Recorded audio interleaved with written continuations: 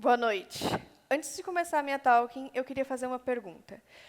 Quando vocês veem uma notícia sobre um conflito distante, como a crise do Iêmen ou a guerra na Ucrânia, aquilo é realmente a realidade ou só uma construção? Bom, o jornalista Walter Lippmann deu uma pista para a gente sobre isso há mais de um século. Segundo ele, a gente não reage a estímulos diretos do mundo ao nosso redor, mas sim a um pseudo-ambiente criado por imagens na nossa cabeça. E no mundo de hoje, a maioria dessas imagens são criadas pela mídia. Afinal, ela não é apenas um espelho passivo da realidade, mas uma arquiteta constante de narrativas. Oi, eu sou a Amanda Diniz, e hoje eu vou falar sobre como a mídia influencia a nossa visão dos conflitos globais. Primeiramente, vamos falar sobre como a mídia cria essas imagens nas nossas cabeças. Tem algumas teorias que explicam esses mecanismos clássicos de influência da mídia.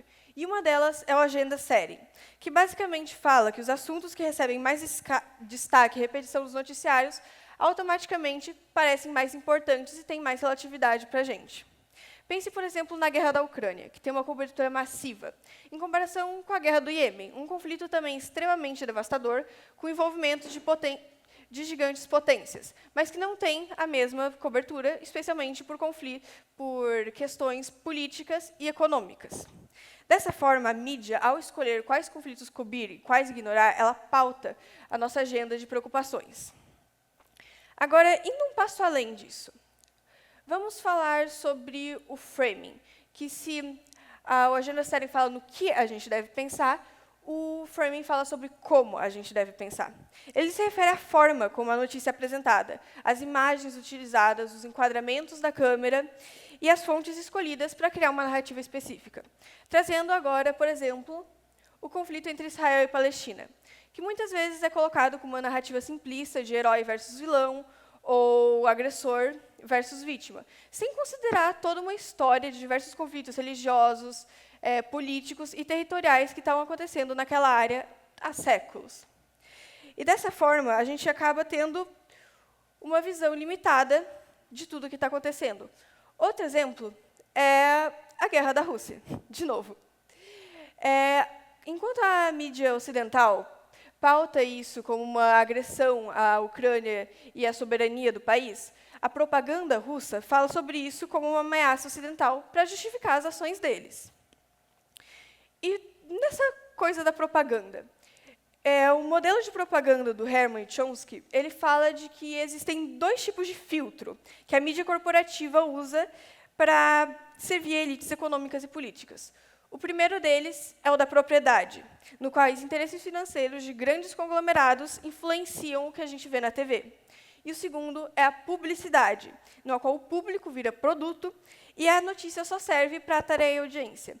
Quem é mais velho aqui talvez se lembre do programa do Canal Livre, que era apresentado pelo Wallace Souza, que ele cobria crimes em tempo real, ele chegava lá junto com a polícia e documentava tudo. Mas por que ele fazia isso? Porque isso dava uma audiência gigantesca. As pessoas paravam e elas assistiam aquilo. E um dos motivos por que elas faziam isso é pelo choque, pela imagem, pelo que ele mostrava que era a vida real. E a imagem ela tem um poder gigantesco, muito mais do que os textos e os quadros, porque ela consegue chegar na gente e nos sensibilizar de um jeito que nada mais consegue. Um exemplo clássico disso é a menina de Napalm, que eu acho que é uma foto que todo mundo aqui já deve ter visto. Ela foi tirada em 1972, durante a Guerra do Vietnã, pelo Nick Ut.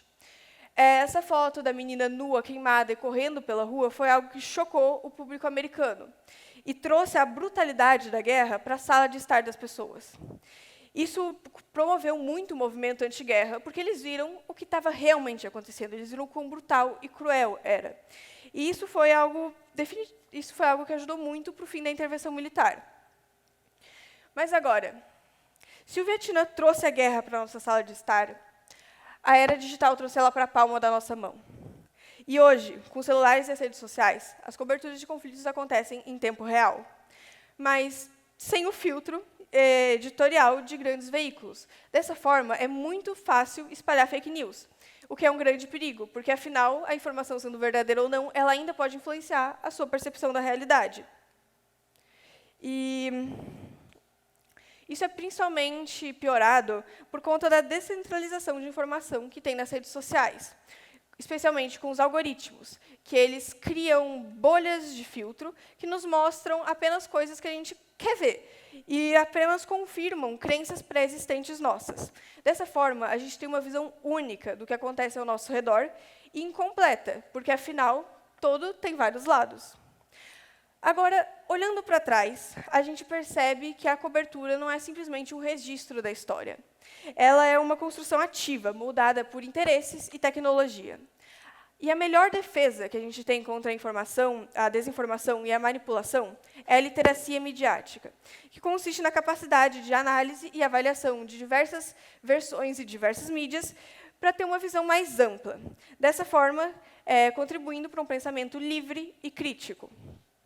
Precisamos questionar os fatos, contextualizar as informações e resistir ao sensacionalismo e à propaganda da mídia, que é algo extremamente atraente e que nos bombardeia todos os dias. A batalha pela narrativa é algo intrínseco da guerra, mas a busca pela verdade e o combate à desinformação é uma responsabilidade nossa. A capacidade de discernir o que é real numa guerra de versões é uma habilidade fundamental no nosso tempo, porque o pensamento crítico é o nosso escudo e é a nossa maior arma. É isso, muito obrigada.